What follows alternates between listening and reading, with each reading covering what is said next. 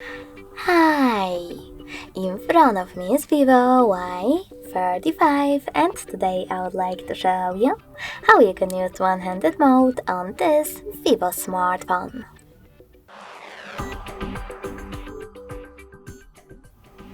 First of all, go into Settings. Then scroll down, choose Shortcuts and Accessibility. Scroll down again and tap on One-handed.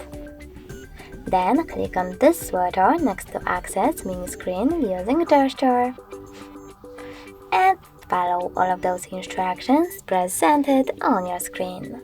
You can bring the small screen out by sliding inward from the edge of the screen and then sliding out of the screen. So when I do that, as you can see, one-handed mode is now on. If you wish to move it around, you need to hold it and drag it. If you wish to disable it, click on this little icon at the top right corner. In order to resize it, click on this one at the top left one. Then resize it however you wish to.